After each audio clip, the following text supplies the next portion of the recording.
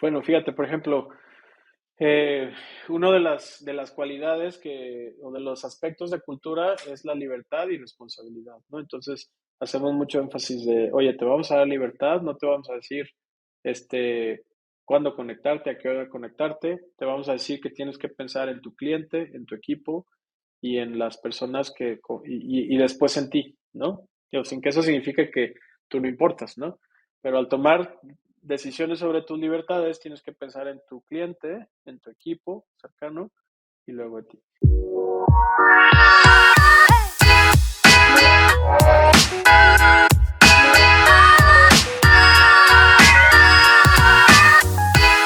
Hola, bienvenidos. Soy Pancho Mora y más que un podcast es un conversar sobre organizaciones autogestionadas. Hoy tengo un conversar muy interesante con Jaime de la Fuente. Él es cofundador de una empresa de la industria tecnológica. Jaime nos comparte todos sus paradigmas previo a su viaje a la autogestión, sus inspiraciones, además de sus frustraciones y complicaciones que tuvo al implementarlo. Su historia es muy interesante y hablar de su confianza, de cómo lo hizo, para mí es un gran aprendizaje.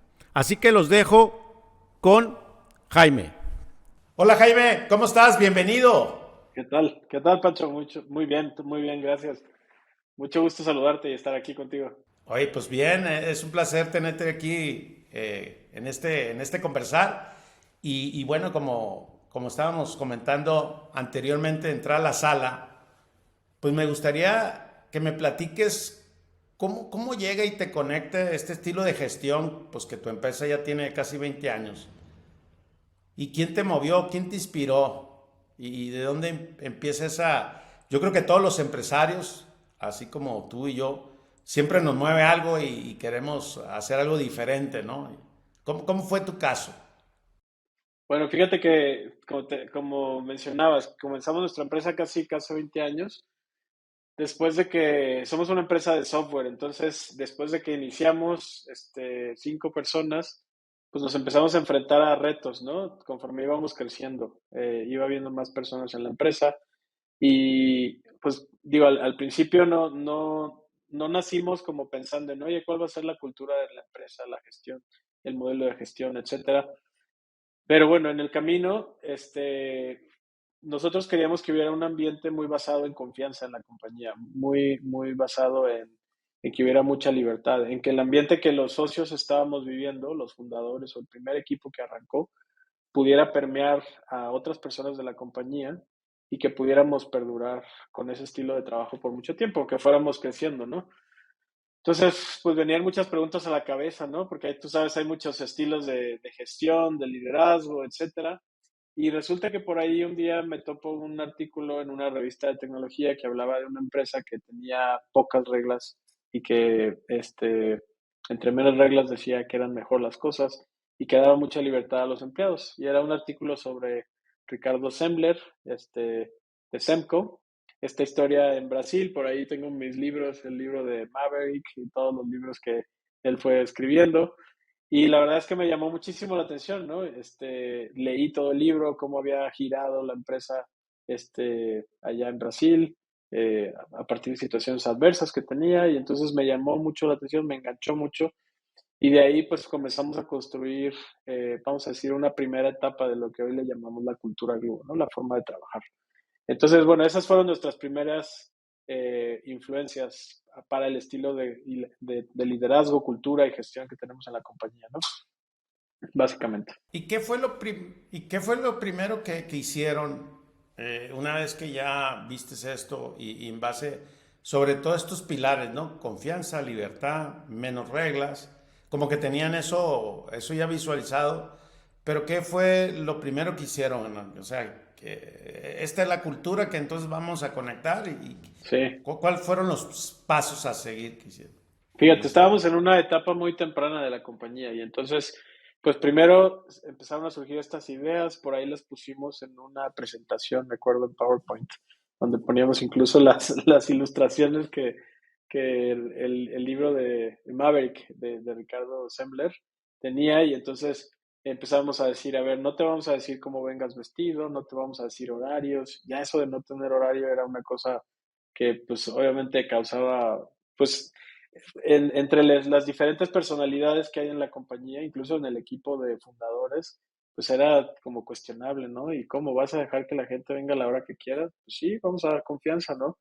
Este, y esas fueron las primeras cuestiones que hicimos, ¿no? Lanzamos, pusimos eso por ahí en unos slides, lo compartimos con la empresa. De ahí, pues la historia sigue que tuvimos muchos retos, ¿no? Y por ahí nos dimos varios tropezones, también te puedo contar de eso. Pero sí, eso fue de lo primero que hicimos, ¿no? Lanzarlo. Eh, lo lanzamos cuando todavía éramos, yo creo que menos de 10 personas en la empresa. De ahí tuvimos una racha de crecimiento muy grande, que si mal no recuerdo llegamos a ser unas 40, 50 personas. Y ahí es donde empezaron a aparecer los problemas, ¿no? Este, pero bueno, si quieres te sigo contando o dime si No, quieres que abordamos. fíjate que ahorita, que pues platícame como los primeros obstáculos o estos retos que empezaron a tener a la hora de implementar en aquella época y también que nos compartas en qué año sucedió, ¿no? O sea, porque por lo que entiendo eran 10 y luego de ahí dieron un salto y como, ¿cuáles son los aprendizajes de esa época, ¿no? Claro, mira, te estoy hablando del año 2003, 2005 ha de haber sido aproximadamente, que eso es algo interesante porque en esa época, pues hablar de darle libertad a la gente, de que trabaje desde su casa, pues eso nosotros que estamos en el mundo de tecnología, lo escuchábamos a lo mejor de las empresas top, ¿no? Microsoft, en Google, ¿no? Les dan mucha libertad, pero siempre había esta idea de bueno, es que ellos son pues otra cultura, ¿no? Y son de otro país y son empresas pues de mucho dinero y se pueden dar esos lujos, ¿no? Pero aquí no, entonces todo eso rondaba y aparte pues eran ideas que nunca habías escuchado de empresas mexicanas haciéndolo. O sea, generalmente, te digo, eran historias, incluso me acuerdo que decían, no, pues es que funciona en Brasil, ¿no? Pero en México no. Eso no es para mexicanos, porque los mexicanos, pues ya sabes, dar confianza, pues no se puede, ¿no? Cosas de ese tipo. O le das la mano y se agarran del pie, ¿no? Todos estos como estereotipos que existen y que digo, sí hay razón de ser, ¿no? No es tampoco que no existan o no estén fundamentados. Pero bueno, era por allá del 2005, 2006, ha de haber sido. Eh, y sí, comenzamos una racha de crecimiento grande a raíz de que pues fuimos haciendo buenos proyectos con nuestros clientes, etcétera. Y de los problemas que empezamos a enfrentar, pues varias situaciones. Por una parte, al crecer la empresa, hubo personas que comenzaron a abusar de esta confianza, ¿no? Y esto trajo situaciones pues muy incómodas. Desde personas que abusaban y, por ejemplo, el tema de la flexibilidad en los horarios, ¿no? Entraban demasiado tarde, se ponían primero a ellos antes de los clientes o antes de la empresa, antes de sus equipos. Entonces, había muchas cosas desbalanceadas. En ese punto de la empresa yo creo que también no teníamos muy claras ciertas dinámicas, ¿no? O sea, hasta dónde llegar de dar estas libertades y cómo establecer un marco para que la gente por lo menos supiera cómo tomar decisiones, ¿no? ¿Qué te guía? O sea, si bien no poner reglas así muy explícitas, pero ¿qué es lo que te guía al tomar decisiones, ¿no? Eso todavía no lo poníamos tan claro como creo que ahora lo tenemos más claro, ¿no? Y bueno, ¿qué pasó? Pues tristemente había gente que abusaba, había gente muy responsable, gente muy comprometida, que podías darle esa confianza, había otros que no.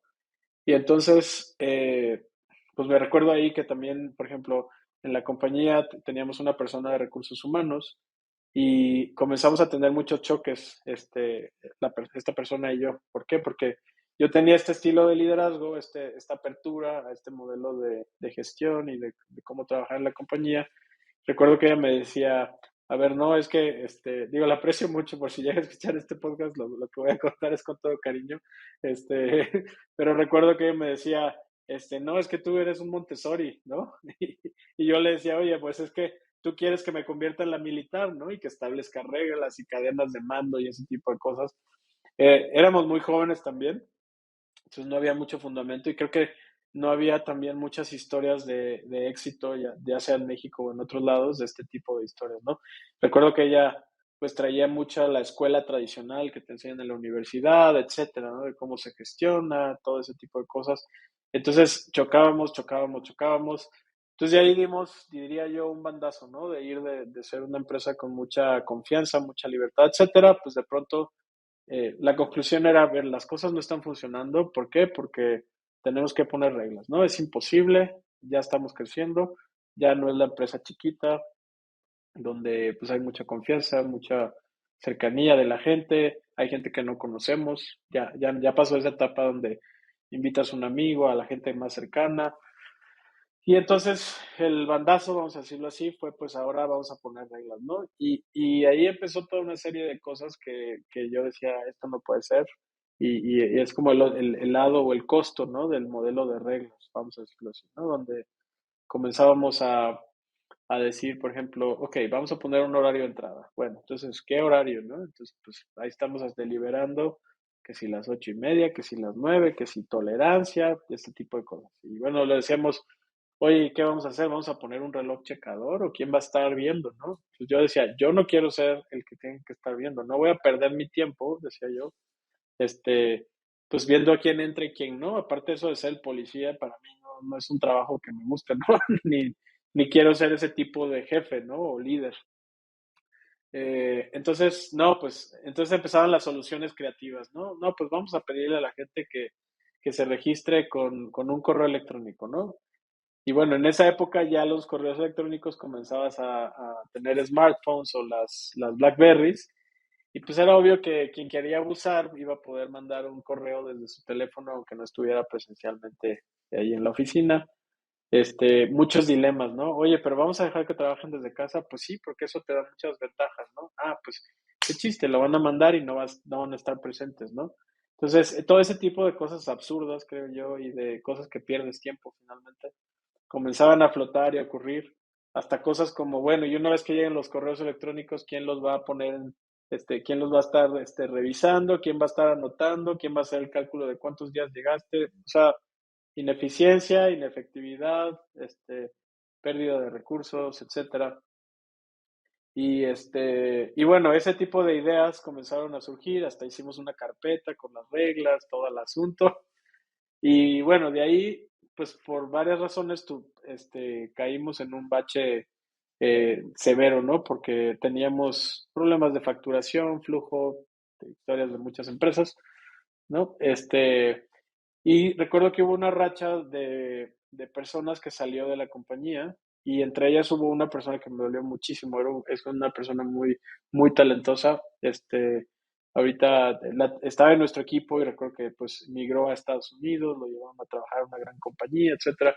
Y él me hizo un documento que me marcó y me dejó un mensaje muy claro, que era, a ver, a mí me gustó la cultura que tenía Gluo, eh, pero ahora con estas reglas y todo esto que pusieron ya no me gustó, ¿no? Y no es el lugar donde quiero trabajar.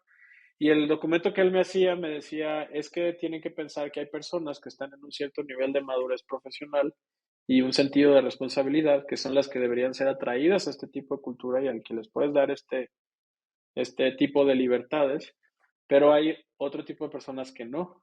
Entonces, pero ¿por qué tenemos que pagar los que sí podemos tener esas libertades? Tenemos que pagar ahora con el precio de los que no saben tener esas libertades, ¿no? Entonces, uff, ¿no?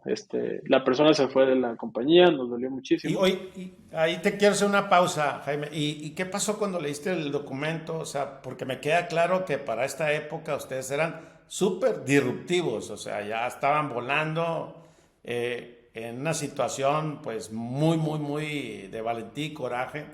Pero tú cuando lees el documento y aparte un gran talento que se va, ¿qué era lo que sentías y en qué estabas pensando al final, ya después que estaban todas estas reglas y obviamente que la empresa entró en ese bache de crisis, como todas las organizaciones, pues algo tenías que hacer, ¿no? Sí, sí, pues ahí primero nos enfocamos mucho todavía al sobrevivir, ¿no? En términos de facturación, flujo, ese tipo de cosas. La persona se fue, se fueron otras personas en esa racha, pero digamos que ahí quedó marcado hay que pensar en quién reclutamos y hay que pensar en cómo reclutamos. Ajá. Esa fue tal vez la idea, y pensar en que si queremos que existan esas libertades, necesitamos personas que ya de alguna manera vengan con esa cultura, esos valores, esa formación. Si no, entonces va a ser muy difícil, por más que le quieras explicar a alguien y que quieras, pues que entren a este modelo, ¿no? Y la otra cosa que Oye, se quedó Jaime, ahí, ajá, sí. sí, dale, dale, No, y la otra adelante, cosa que se adelante. me quedó ahí, muy, muy clara es, si vamos a querer que haya libertades, va a tener que ser para todos. O sea, no podemos decir, a unos sí, te los voy a privilegiar por la razón que tú quieras, porque eres muy eficiente, muy productivo, porque eres una persona de alto rendimiento, alto desempeño, y a ti no, porque entonces eso crea una situación de segmentación, ¿no? Que digo, recuerdo ahorita patrones, ¿no? Por ejemplo, en el gobierno, ¿no? Se dice, están los de confianza y los de no confianza, ¿no? Sí. Y Y se situaciones de ese usa tipo. actualmente, ¿eh? Y se usa. Mira, fíjate, Y se usa, se y usa, se fíjate. usa. Entonces, eso me quedó claro, eso no lo puedo hacer, no puedo hacer.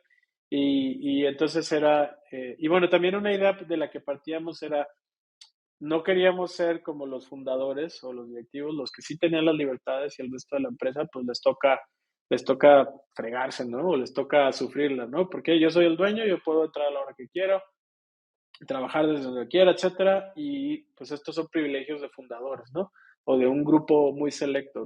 Algo que me movía, y creo que la discusión, exactamente, es todos deberíamos tener derecho a esto, pero ¿qué tenemos que hacer, no? Esa tal vez es la pregunta que quedó ante la salida de esta persona, ¿no? En la compañía. Ya. Oye, y hoy actualmente, ¿cómo reclutas? O sea, ¿qué es? Si yo quiero entrar a trabajar a Glue, ya con todos estos años que han pasado, pues me gustaría saber cómo si llego con ustedes y cómo me dicen, no, tú no. ¿Cuál es los cómo, las cosas prácticas que hacen? Sí, te cuento un pedacito más de la historia. Después de esa crisis que tuvimos, logramos sobrevivir. Por ahí tuvimos otra crisis unos años después, que bueno, creo que en muchas empresas hasta dicen que ocurren en ciclos, ¿no? Y es parte de la maduración y crecimiento. Entonces, bueno, en una de estas crisis, hubo un cambio, hubo una discusión a nivel fundadores sobre la cultura que queríamos, ¿no? Y que fue un punto clave porque fue un punto en donde dijimos, bueno, para seguir, ahora sí, tenemos que establecer entre fundadores bien cuál es el estilo de gerencia, de liderazgo que queremos tener, etcétera, cuál es la cultura de la compañía. Y entonces hicimos algo que le llamamos el libro de cultura de Gluo, que no es ninguna idea que inventamos, ¿no? Ahí yo estaba con influencias de compañías como Sapos, que a lo mejor lo has visto por ahí o escuchado, en Estados Unidos, Sí, Tony una Hesh, sí, Tony sí. Hayes, exactamente, Semco en Brasil, por ahí alguien me compartió también el libro de cultura de Netflix, donde también hay ideas muy También muy innovadoras, buena. muy buenas, el libro de cultura de HubSpot. Entonces empezamos a leer, leer, leer, empaparnos y logramos conformar algo que le llamamos el libro de cultura Gluo, donde ya pusimos en claro muchos de los valores y los aspectos de cultura que queríamos que nos identificaran. A partir de ahí comenzamos a poner muchísimo énfasis con una persona nueva que había en temas de recursos humanos, cultura, etcétera, gente en la empresa, y empezamos a alinear ideas. Ahora sí, con esta persona también tenía mucho más fit cultural, que con la persona que en algún momento no habían funcionado las cosas. Y entonces comenzamos a implementar un programa de reclutamiento donde desde el reclutamiento hacemos mucho énfasis y ya tenemos formas de conocer a las personas desde el punto de vista de valores y fit cultural, ¿no? Entonces hacemos mucho énfasis desde el reclutamiento, para verificar que esos valores y cualidades pues estén ahí, ¿no? Que no sea algo que no, vamos, de alguna manera sabemos que no se va a formar en Glue, es algo que ya la persona tiene que venir por su formación en su familia, en su educación, los elementos que sean. ¿Y qué hacemos? Después de que una persona entra, tenemos un proceso de inducción de alrededor de un mes, donde se le está platicando a todas las personas acerca de la cultura Glue, los valores, etcétera. Se acompaña a la persona durante ese primer mes para que las personas entiendan el modelo y se resuelvan muchas, muchas dudas. Y después de ese primer mes, lo que hacemos también es poner mucho énfasis en validar que esa persona tenga el fit cultural. Y si no lo tiene, entonces es mejor momento de decir, aquí terminamos la relación y no funciona porque no funcionaron las cosas, vale más terminar ahí que seguir y luego nos metemos en problemas, ¿no? No es a prueba de balas, o sea, sí hay personas que de pronto pasan ese proceso y muchos meses después nos damos cuenta que no había el fit cultural. Llega a ocurrir, pero eso nos ha ayudado muchísimo, ¿no? Este, ¿Cómo te das cuenta, Jaime, que yo no reúno el fit cultural? ¿En qué, o cómo son los indicadores que dices, esto no va a dar? bueno, fíjate, por ejemplo, Eh, una de las cualidades o de los aspectos de cultura es la libertad y responsabilidad, ¿no? Entonces, hacemos mucho énfasis de, oye, te vamos a dar libertad, no te vamos a decir, cuándo conectarte, a qué hora conectarte, te vamos a decir que tienes que pensar en tu cliente, en tu equipo y en las personas y después en ti, ¿no? Sin que eso signifique que tú no importas, ¿no? Pero al tomar decisiones sobre tus libertades, tienes que pensar en tu cliente, en tu equipo cercano y luego en ti. Entonces, si una persona por ejemplo, desde el proceso de entrevistas, nos empezamos a notar que no es cuidadosa o no pone atención en el horario en que llega, el si no pudo llegar, si avisa, por ejemplo, con anticipación, el que va a llegar tarde a una entrevista. Cuando empezamos a ver ese tipo de cosas, ahí de tajo decimos, esta persona no encaja, ¿no? O sea, no está funcionando bien.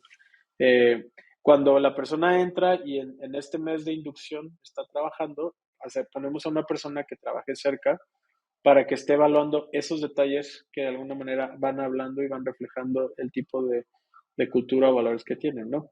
Este, Vamos notando si la persona, por ejemplo, nos pide feedback o no, que es una señal de alguien de alto desempeño, o así es como nosotros lo interpretamos.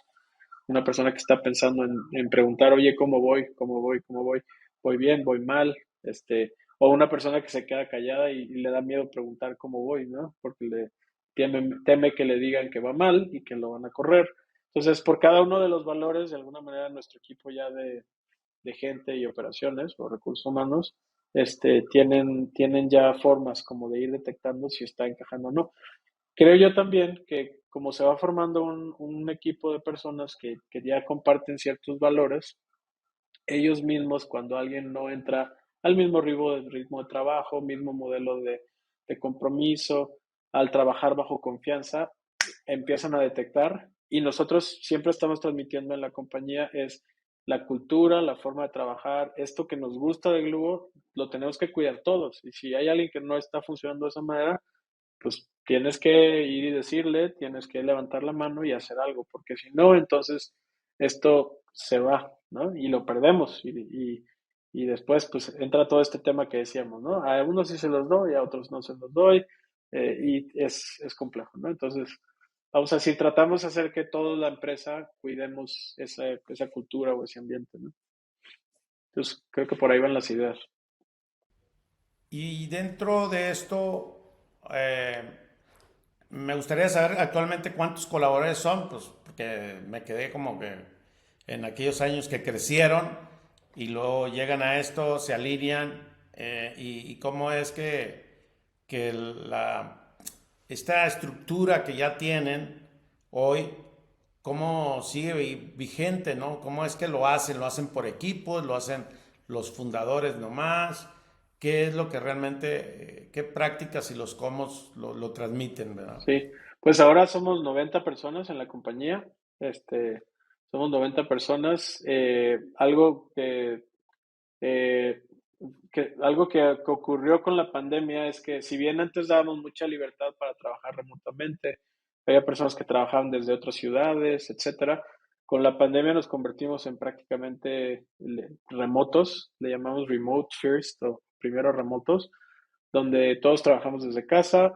Cuando se necesita, los equipos tienen la madurez y el poder para decidir, ¿sabes qué? Nos vamos a reunir en Ciudad de México, nos vamos a reunir en otra ciudad, vamos a conseguir el espacio, las cosas necesarias para reunirnos. Si hay que reunirnos con el cliente, pues el equipo decide y se reúne con el cliente y ese tipo de cosas, ¿no? Es algo que nos da mucho orgullo y felicidad que cuando vino la pandemia, pues pasamos una racha mala como muchísimas compañías cerramos oficinas, prácticamente teníamos oficinas allá en Ciudad de México y en un espacio compartido, en WeWork que estábamos, teníamos alrededor de 60 lugares, había un grupo de gente que iba y fluctuaba bastante en las oficinas, pero a partir de la pandemia nos fuimos remotos y la verdad es que las cosas siguieron funcionando. O sea, los proyectos con los clientes, ni una queja por estar remotos. La gente, obviamente nos costó un periodo, el decir, oye, ya no nos vemos, no comemos juntos tan frecuentemente, toda esa parte. Pero hoy en día, pues estamos funcionando así y ahora ya incluso trabajamos desde muchas más ciudades, remotamente y bueno, pues cómo se mantiene, yo creo que es clave que el equipo de líderes que tenemos en la organización están muy conscientes de esta cultura, lo fomentamos, estamos constantemente recordando cuáles son nuestros valores, los aspectos, donde notamos que hay alguien que no lo está entendiendo, vamos a platicarlo. Y algo que ocurre, pues obviamente es que conforme vamos creciendo hay una tendencia, y me acuerdo que esta es una idea que se me quedó muy grabada de Netflix y su cultura, tendemos a pensar, bueno, ya somos más, entonces ahora sí, ya no se puede, vamos a poner reglas de nuevo, ¿no? Entonces constantemente estamos diciendo no, o sea, si estamos con la tendencia a poner reglas, es porque entonces no estamos reclutando a la gente correcta. O sea, quiere decir que estamos reclutando personas que no van a brillar con esta libertad, ¿no? Sino al contrario, nos van a meter en problemas y se van a meter en problemas ellos, ¿no? Entonces, ese es el tipo de ideas que practicamos para mantenerlo, ¿no? Ya. Jaime, me gustaría conocer tus miedos, tu incertidumbre en la implementación, en la transición, si los hubo o no, o en algún momento la organización tuvo en riesgo sobre la cultura o ha sido todo lo contrario. No, sí ha habido momentos de mucho estrés y miedo en ese sentido, pero, o sea, por una parte el miedo era, vamos a convertirnos en un modelo tradicional, ¿no? Reglas, horarios, mucho control, poca, o cerrar las libertades. El miedo ahí era de cómo implementar eso, o sea, si no era nuestro DNA, ¿no? Y nos tropezamos una vez en ese sentido, ¿no?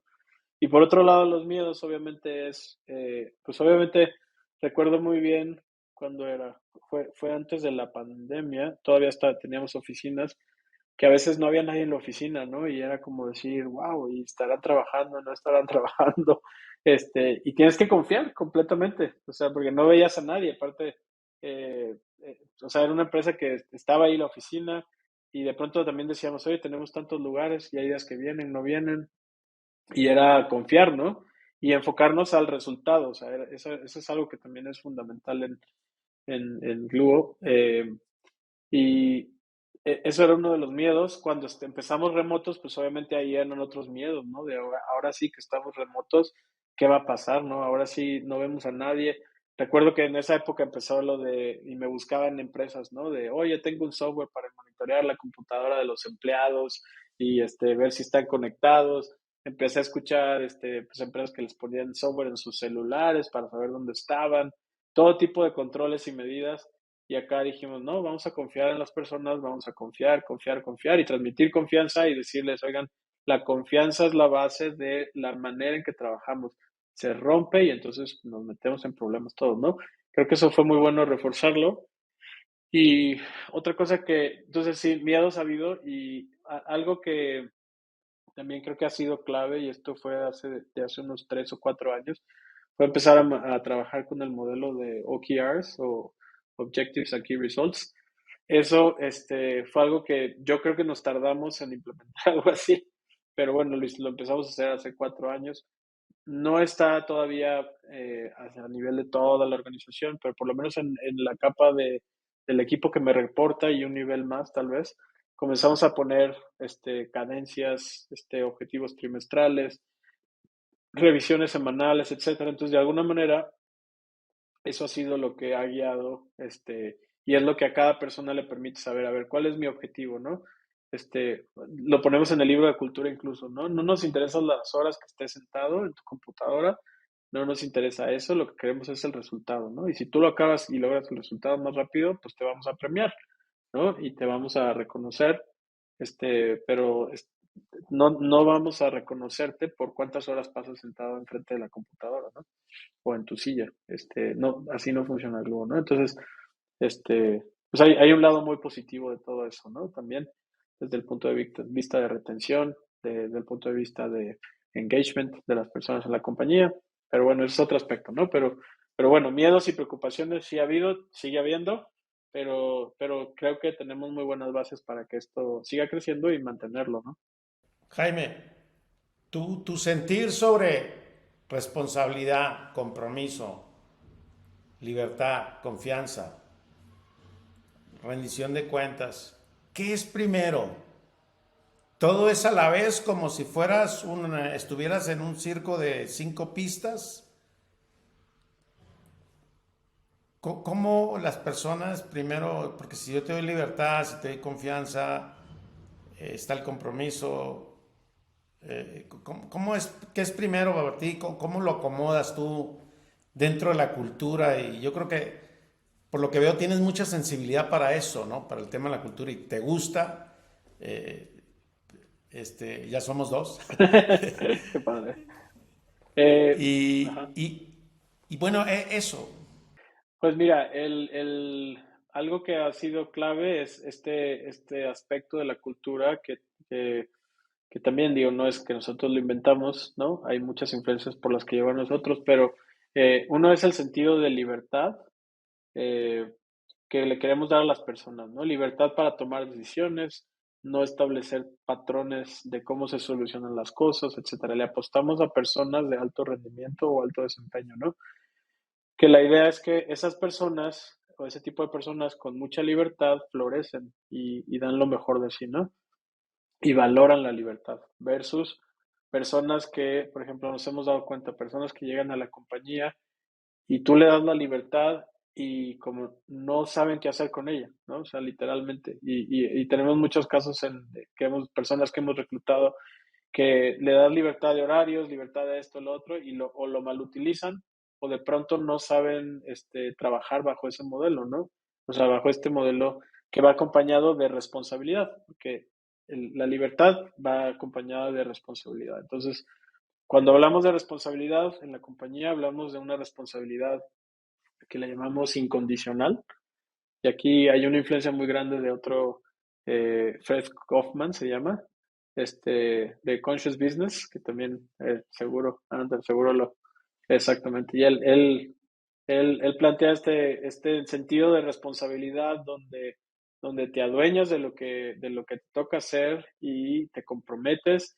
Y si no lo cumples, buscas qué hacer. Y si no, comunicas y buscas minimizar los impactos, pero te adueñas, ¿no? Entonces, eso constantemente lo estamos reforzando y es este balance, libertad, pero de la mano de responsabilidad, ¿no? De la mano de conciencia de que no se trata de ti, se trata de los clientes, se trata de tu equipo y después estás tú, ¿no? Entonces, ese tipo de ideas es lo que creo que ayuda a balancear el cómo operamos, ¿no? O cómo, sí, funcionamos. No, pues muy, muy interesante. Oye, y háblame un poquito del libro. ¿Tienes un libro de cultura? ¿En qué consiste? ¿Es un libro o es un libro Eh, o sea, Fíjate, es un libro digital, tenemos el proyecto, pero no hemos todavía tenido el presupuesto como para convertirlo en un libro físico, porque sí queremos hacerlo. Es un libro digital, no recuerdo cuántas páginas tiene ahora, pero sí han de ser a lo mejor puedo sacar el dato aquí rápido, pero sí tiene unas, que serán 40 páginas por ahí, 40 sí, aproximadamente 40 páginas. Y este libro, pues sí, tiene muchos aspectos, contenido, ya ahorita lo estamos haciendo en varias versiones, que videos, ponemos algunas cosas en el web también, y pues es una herramienta muy, muy útil, ¿no? Allí también está otros aspectos de la cultura, por ejemplo, hay un aspecto también que no es muy tradicional, es en cuanto a la compensación, ¿no? Que nosotros, de la forma en que compensamos, decimos que no hay tabuladores, no hay reglas, y damos incluso la libertad de que las personas propongan su compensación, ¿no? No es una varita mágica de que dices, oye, quiero ganar esto y ya te lo damos, pero sí, asumiendo que una persona de alto rendimiento, alto desempeño, da lo mejor de sí, que está floreciendo en esta cultura y está funcionando bien, entonces estamos totalmente abiertos a que tú nos digas cuánto quieres recibir de compensación, ¿no? Basado obviamente en un análisis de cómo es tu impacto en el negocio, de tu entendimiento de cómo aportas, etcétera, ¿no? Entonces, este, el libro también describe ahí cuando tú vas a hablar de tu compensación con tu líder, pues qué tipo de cosas tienes que tomar en cuenta. Sí, entonces detalla muchos, aspectos de este tipo. Hay otro tema por ahí que se llama contexto y no control, que también explica el cómo en vez de ser una empresa de micromanagement o que querer estar este, como detrás de la gente, etcétera, preferimos darte mucho contexto, mucha transparencia de las situaciones que está pasando la empresa, los problemas o las cosas que están yendo bien, etcétera. ¿Para qué? Para que tú, como persona madura, pues tomes decisiones, ¿no? Y no dependas de que alguien esté detrás de ti y ese tipo de cosas. Entonces, sí, todo eso está ahí en el libro, y creo que es útil tanto para candidatos que vienen que están interesados en Glue, compartírselos. También se los damos y muchas veces tú te das cuenta cuando alguien lo lee y dice, wow, estoy súper alineado y vengo emocionado de trabajar aquí. O cuando hay gente que te dice, ah, sí, lo leí, ¿no? Y como que no le importa, ¿no? Este, entonces, sí, es una herramienta creo que muy, muy útil, definitivamente. Claro. Jaime, ¿de aquí qué sigue? Ya llevas varios años. ¿Cuáles son los desafíos que ves? ¿Hacia dónde quieres llevar la cultura, la organización? La verdad, me gusta escucharte. Se me pone hasta la piel chinita de tu emoción. Y, pero ¿qué sigue? ¿Cuáles son los desafíos? ¿Cuál es el siguiente nivel? Pues fíjate, ahorita viene un año de muchos desafíos, obviamente, pues primero está en lo que estamos muy enfocados, queremos especializarnos, ¿no? Estamos muy especializados en el mundo del e-commerce, de todo el tema de experiencia digital, eso es a lo que nos dedicamos. Eh, pero algo ocurrió el año pasado, pues resulta que una compañía canadiense volteó a ver lo que estábamos haciendo, el tipo de trabajo, entonces nos contactaron y hace un mes aproximadamente cerramos con ellos un partnership en el que estamos recibiendo inversión por parte de ellos, para especializarnos en cierto tipo de tecnología y poder entregar proyectos a Estados Unidos, pero también a empresas y llevar este tipo de tecnologías a Latinoamérica, ¿no? En unas semanas vamos a estar ya anunciándolo más en forma, etcétera.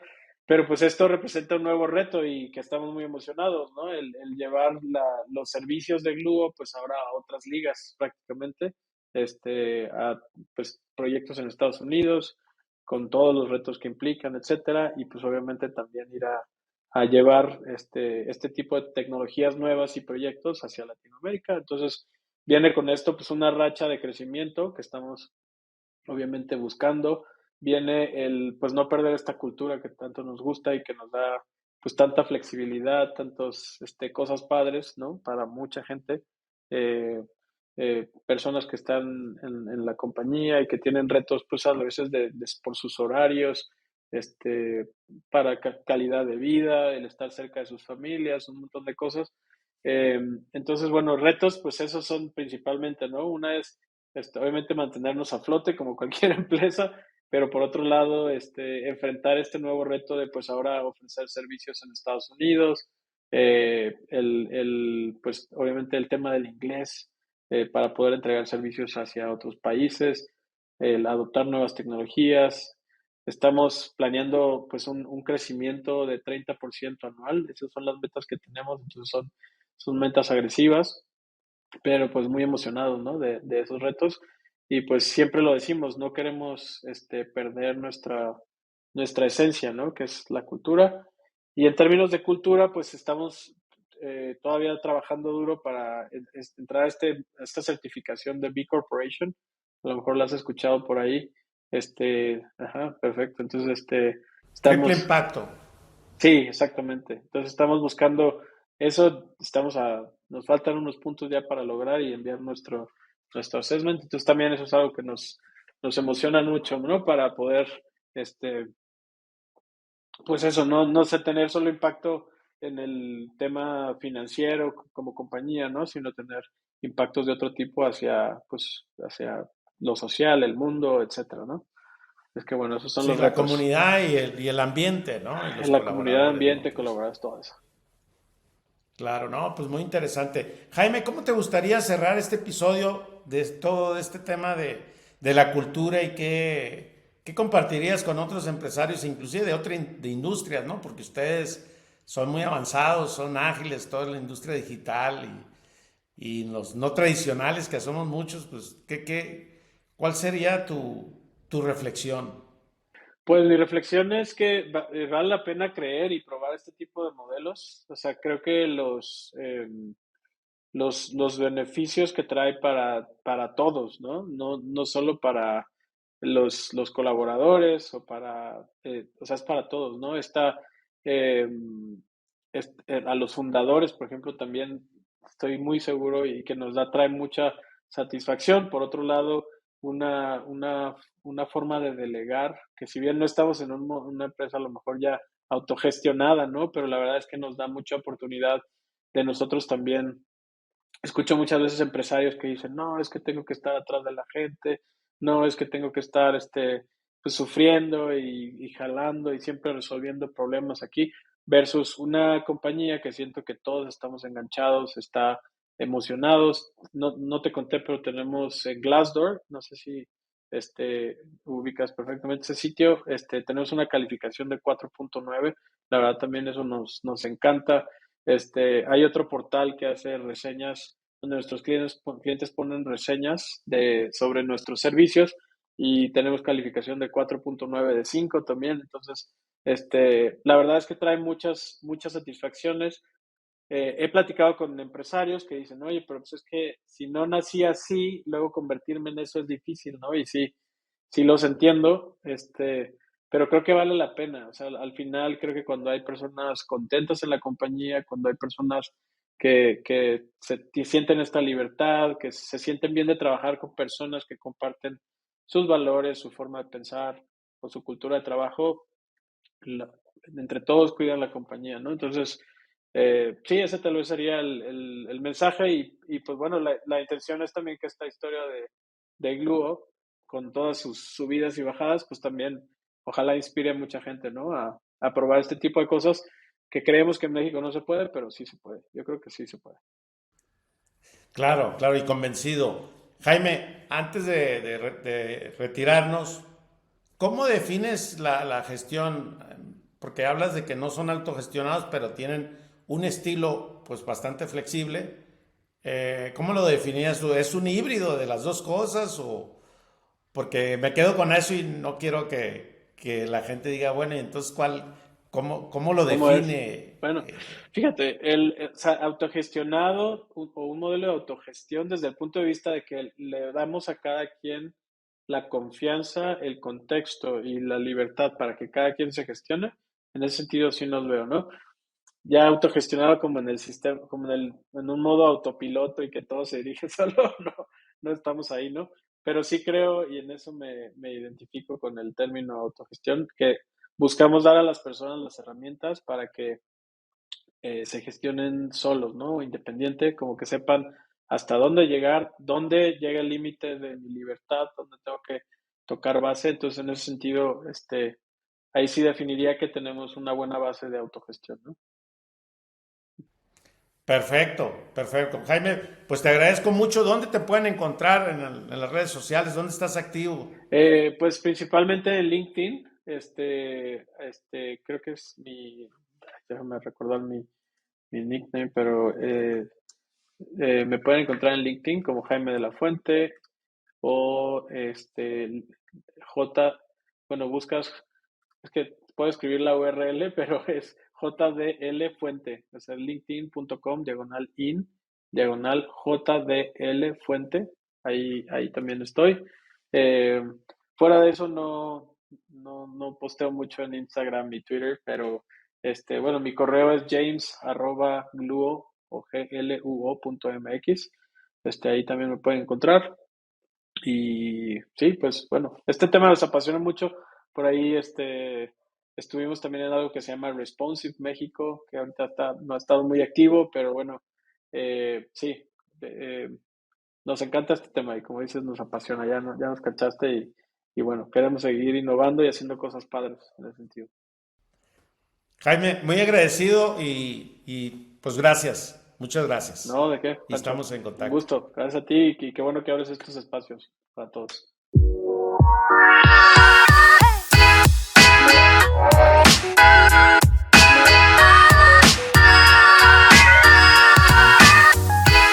Cada día existen más empresas en el mundo haciendo autogestión y en México no es la excepción. Fue gran aprendizaje escuchar a Jaime. Gracias por escuchar este conversar y ser parte de esta comunidad. Y si quieres que más personas sigan aprendiendo, comparte este episodio en tus redes y califícalo con 5 estrellas. Inscríbete a nuestro canal de YouTube.